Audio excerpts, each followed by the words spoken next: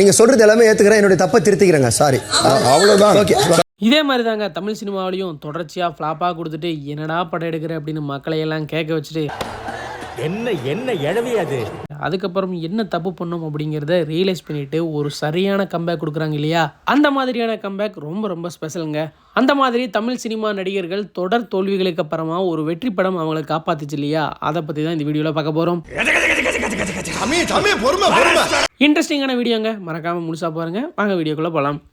Welcome to great Kirikalan magic show. இதுல first நம்ம பார்க்க போறது தல மற்றும் தளபதிங்க. இதுல ஃபர்ஸ்ட் தளபதி விஜயை எந்த திரைப்படம் காப்பாத்துச்சு அப்படிங்கறத டீடைலா பார்க்கலாம். நீ அப்படி வரியா? தளபதி விஜய் அவர்களை எடுத்துக்கிட்டீங்கன்னா பகவதி, யூத், தமிழன், வசீகரா, புதிய கீதை போன்ற திரைப்படங்கள் அவருக்கு பெரிய அளவு கை கொடுக்கல. சோலி முடிச்சு ஒரு ஸ்ட்ராங்கான கம்பேக்காக வெயிட் பண்ணிட்டு இருந்த விஜய் அவர்களுக்கு 2003 ரிலீஸ் ஆன திருமலை அவருக்கு கை கொடுத்துச்சு. இதுக்கு முன்னாடி வரைக்குமே ஒரு மாஸ் ஹீரோவா இவரை பார்க்கல. ஆனா திருமலைக்கு அப்புறமா இவரு தான் மாஸ் ஹீரோ அப்படிங்கிற மாதிரி மாறி போச்சு.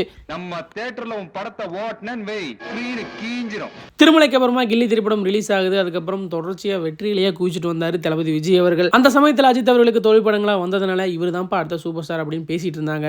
ஆனா அதுக்கப்புறம் தான் ஒரு பெரிய ட்விஸ்டே காத்திருந்துச்சு. சாலா நீ யாருடா? ஆதி, அழகிய தமிழ் மகன், குருவி, வில்லு, வேட்டைக்காரன், சுராண்டு தொடர்ச்சியா ஃபிளாப்புங்க. அவ்வளோ தோல்விகளை சந்திச்சுட்டு அதுக்கப்புறம் அவர் பார்த்ததெல்லாம் வெற்றியாக தாங்க அமைஞ்சது.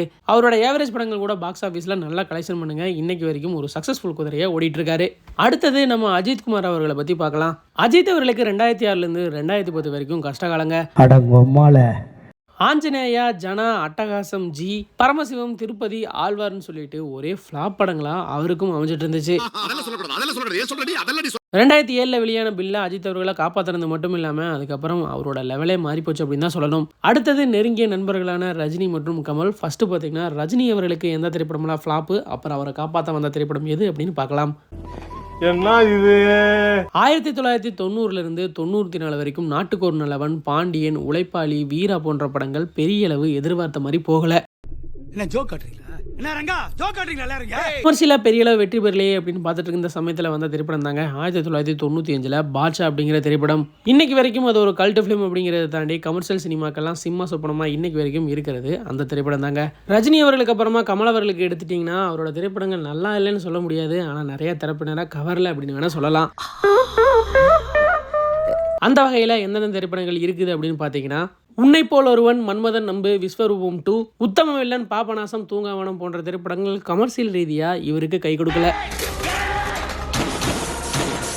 கடைசியாக எல்லோருக்கும் பிடித்த திரைப்படமாகவும் கமர்ஷியல் ரீதியாகவும் வெற்றி பெற்ற திரைப்படமாகவும் அவருக்கு கிடைச்சது விக்ரம் திரைப்படம் தாங்க. கமல் அவர்கள் கெரியர்லேயே ஹையஸ்ட் கலெக்ஷன் மூவி அப்படிங்கிறதும் இந்த திரைப்படத்தை தான் அவருக்கு கிடைச்சது. இப்போ அவர் மறுபடியும் இந்தியன் 2 தக் லைஃப்ன்ட்டு ஒரு ஃப்ளாப் மூவியாக கொடுத்துட்டு வந்துட்டு இருக்காரு. அவரோட கம்பேக்காகவும் மறுபடியும் வெயிட் பண்ணிட்டு இருக்கோம். என்ன பழக்கம் இது? அடுத்தது பார்த்தீங்கன்னா விக்ரம் மற்றும் சூர்யா. இதில் ஃபர்ஸ்ட் நம்ம பார்க்க போகிறது விக்ரம் அவர்களை பற்றி. இவரோட ஆரம்ப காலங்கள்லையும் சரி இப்போவும் சரி அதிகமான ஃப்ளாப் கொடுத்த ஒரே ஹீரோ இவராக தாங்க இருப்பார். ஆனால் படத்துக்கு படம் வித்தியாசமான திரைக்கதைகளை சூஸ் பண்ணுறதாகட்டும் உடலை வருத்தி ரொம்ப கஷ்டப்பட்டு நடிக்கக்கூடிய ஒரு நடிகர் இவர் தாங்க. ஆனால் இவருக்கே சக்ஸஸ் பெரிய அளவு கிடைக்கலன்னா பார்த்துக்கோங்க. எல்லாரும் என்ன ஏமாத்துறாங்க. இவரோட ஆரம்ப காலத்தை எடுத்துக்கிட்டிங்கன்னா என் காதல் கண்மணி, தந்துவிட்டேன் என்னை, காவல் கீதம், மாஃபியா, துருவம், ஸ்ட்ரீட், உல்லாசம், கண்களின் வார்த்தைகள், ஹவுஸ்ஃபுல் போன்ற திரைப்படங்கள் இவருக்கு பெரிய அளவு கை கொடுக்கலங்க. பாதி திரைப்படங்கள் ஃப்ளாப்பு தான். ஒரு சில திரைப்படங்கள் ஏவரேஜான திரைப்படங்களாகவும் இவருக்கு அமைஞ்சிருக்கு. 10 வருஷம் மிகப்பெரிய ஸ்ட்ரகிளுக்கு அப்புறமா 1999 சேது அப்படிங்கிற திரைப்படம் தான் இவருக்கு மிகப்பெரிய கம்பேக் திரைப்படமாக அமைஞ்சது. இது என்ன பிரமாதம்? இது விட பெசலைட் ஒன்று இருக்கு.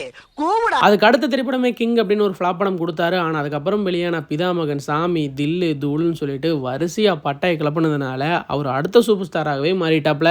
ஒரு நல்ல கமர்ஷியல் ஹீரோவாக மாறினதுக்கப்புறம் ராஜபாட்டை, தாண்டவம், டேவிட் மற்றும் இருமுகன் போன்ற திரைப்படங்கள் அவருக்கு பெரிய அளவு கை கொடுக்கல. அதுக்கப்புறம் 2015 வெளியான ஐ திரைப்படம் பெரிய அளவு அமைஞ்சது. ஆனால் அது நிறைய பேருக்கு பிடிக்கல. அடுத்தடுத்து வெளியான ஸ்கெட்ச், சாமி ஸ்கொயர், கடாரம் கொண்டான் போன்ற திரைப்படங்களும் அவருக்கு பெரிய அளவு கை கொடுக்கல. லட்டுல வச்சு நினைச்சியா தாஸ்?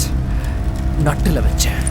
அதுக்கப்புறம் 2022 வெளியான பொன்னியின் செல்வன் ஒரு கம்பேக் மூவி மட்டும் இல்லாமல் நல்லாவும் கலெக்ஷன் பண்ணிச்சுங்க. ஆனால் இந்த திரைப்படம் பார்த்தீங்கன்னா ஒரு மல்டி ஸ்டாரர் மூவி. நல்ல வித்தியாசமான திரைப்படங்களை இன்னைக்கு வரைக்கும் இவர் கொடுத்துட்டு வந்தாலும் அதை மக்கள் ஏற்றுக்கிற மாதிரி இல்லை. அது ஏனும் தெரியல. அடுத்தது ஆக்டர் சூர்யா அவர்களை பற்றி பார்க்கலாங்க. சூர்யா அவர்களை எடுத்துக்கிட்டிங்கன்னா 1997லேருந்து 2000 வரைக்குமே அவர் நடித்த பெரும்பான்மையான படங்கள் பார்த்தீங்கன்னா ஃப்ளாப் படங்களாக தான் அவருக்கு அமைஞ்சிருக்கு.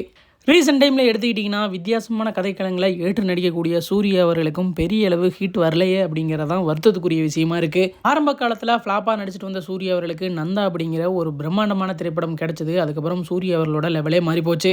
தான் ஹீரோவாக நடிச்சிட்டு வந்தாலும் அப்பவே பார்த்தீங்கன்னா மல்டி ஸ்டாரர் படங்களையும் சூர்யா அவர்கள் நடிச்சிட்டு வந்தார். அதுக்கப்புறம் 2003 வெளியான காக்கா காக்கா அப்படிங்கிற திரைப்படம் வந்ததுக்கப்புறமா சூர்யாவுக்குன்னு ஒரு தனி ஃபேன் பேஸே உருவாச்சுங்க. அந்த திரைப்படத்துக்கு அப்புறமாவே எக்கச்சக்கமான சக்ஸஸ் ஃபிலிம்ஸ் இவருக்கு வந்துச்சு. ஆனால் இடைப்பட்ட காலத்தில் சிங்கம் 3, தானா சேர்ந்த கூட்டம், NGK, காப்பான் போன்ற திரைப்படங்கள் அவருக்கு பெரிய அளவு கை கொடுக்கல. அப்புறமா அவருக்கு மிகப்பெரிய கம்பேக் மூவியாக வந்தது 2020 வெளியான சூரரை போட்டுருங்க. அதுக்கப்புறம் சூர்யா அவர்களோட எத்தனையோ நல்ல படங்கள் வந்தாலும் ஏதோ ஒரு கூட்டம் நெகட்டிவ் ரிவ்யூஸ் எல்லாம் பரப்பி இவரை முடக்கிட்டு இருக்காங்க. அது ஏன்னு தெரியல. என்னங்க எனக்கு ஒண்ணுமே புரியல. அதுதானப்பா எனக்கும் புரியல. அடுத்தது இந்த லிஸ்ட்டில் தனுஷ் மற்றும் சிம்பு அவர்களுங்க. ஃபர்ஸ்ட் தனுஷ் அவர்களை பற்றி பார்க்கலாம். தனுஷ் அவர்களை எடுத்துக்கிட்டிங்கன்னா 2004 2006 வரைக்கும் எக்கச்சக்கமான ஃப்ளாப்புங்க. புதுக்கோட்டையிலேருந்து சரவணன், சுல்லான், ட்ரீம்ஸ், அது ஒரு கணக்காலம், தேவதையை கண்டேன், புதுப்பேட்டை போன்ற படங்கள் பெரிய அளவு இவருக்கு கை கொடுக்கல. புதுப்பேட்டை இப்போ நம்ம கல்ட் ஃபிலிம் அப்படின்னு சொல்லிட்டு இருந்தாலும் ரிலீஸ் ஆன சமயத்தில் அது பெரிய அளவு வரவேற்பு படலை அப்படிங்கிறதா உண்மை. அதுக்கப்புறம் 2006 திருவிளையாடல் ஆரம்பம் அப்படிங்கிற திரைப்படத்தின் மூலிமா ஒரு மிகப்பெரிய கம்பேக் கொடுத்தாரு. அடுத்தது பொல்லாதவன் திரைப்படத்தின் மூலிமா வேறொரு பரிமாணத்துக்கே போனார். அதுக்கப்புறம் ஆடுகளம், அசுரன் சொல்லிட்டு நடிப்புனாலே இவர் தான்ப்பா அப்படிங்கிற மாதிரி ஒரு ட்ரேட்மார்க்காக இன்னைக்கு வரைக்கும் இருக்காருங்க. சிம்பு அவர்கள் எடுத்துக்கிட்டிங்கன்னா ஆரம்ப காலத்தில் ரிலீஸ் ஆன திரைப்படங்கள் எல்லாம் வெற்றி திரைப்படங்கள் தான். 2012 2019 வரைக்கும் போடா போடி, வாழு, இது நம்ம ஆளு, AAA, வந்தா ராஜாவா தான் வருவேன் போன்ற திரைப்படங்கள் இவருக்கு பெரிய அளவு கை கொடுக்கல. ஆனால் 2021 ரிலீஸ் ஆன மாநாடுக்கு அப்புறமா இன்னைக்கு வரைக்கும் வெற்றி திரைப்படங்களை மட்டும் தான் கொடுத்துட்டு வந்துட்டு இருக்காரு. அடுத்தது 50 படங்களை நெருங்கக்கூடிய ஒரே ஆள் பார்த்தீங்கன்னா விஜய் சேதுபதி அவர்கள் அப்படின்னு கூட சொல்லலாங்க. ஒரு வட்டத்தில் கிடைச்ச ரோல்கள் எல்லாம் பண்ணிட்டு இருந்தாங்க. அந்த படங்கள் எல்லாம் பெருசாக போகவே இல்லை. ஏன் வில்லன் ரோல் கூட பண்ண ஆரம்பிச்சாரு. அதெல்லாம் பார்த்தீங்கன்னா பெரிய அளவு வரவேற்பு பெற்றுச்சு. இப்போ அந்த மாதிரி விஷயங்களை எல்லாம் ஸ்டாப் பண்ணிட்டு மகாராஜா அப்படிங்கிற திரைப்படத்துக்கு அப்புறமா இவர் நல்ல நல்ல படங்களை மட்டும்தான் சூஸ் பண்ணி நடிச்சிட்டு வந்துட்டு இருக்காரு. ரீசெண்ட் டைம்ல அவரோட படங்களும் நல்ல கலெக்ஷன் பெற்றுட்டு வந்துட்டு இருக்குங்க. லிஸ்ட் பெருசா போய்கிட்டு இருக்கு. ஆக மொத்தத்தில் தமிழ் சினிமாவில் இருக்கக்கூடிய நிறைய ஹீரோஸுக்கும் பார்த்தீங்கன்னா நிறைய ஸ்ட்ரகிளான சமயங்கள் இருந்திருக்கு. அவங்களோட எக்கச்சக்கமான படங்கள் தொடர்ந்து ஃப்ளாப் ஆகி அவரோட தப்புகளை எல்லாம் திருத்திட்டு சக்ஸஸ்ஃபுல் ஃபிலிம் எல்லாம் கொடுத்து இன்னைக்கு வரைக்கும் சூப்பர் ஸ்டாராக இருந்துட்டு வர்றாங்க இவங்க எல்லாருமே. இந்த லிஸ்ட்டில் ஸ்ட்ராங்கான கம்பேக் கொடுத்தது யார் அப்படின்னு நீங்கள் நினைக்கிறீங்கன்னு கமெண்ட்ஸ் மறக்காம கூட ஷேர் பண்ணிக்கோங்க. இதெல்லாம் எதுக்காக சொல்றேன்னா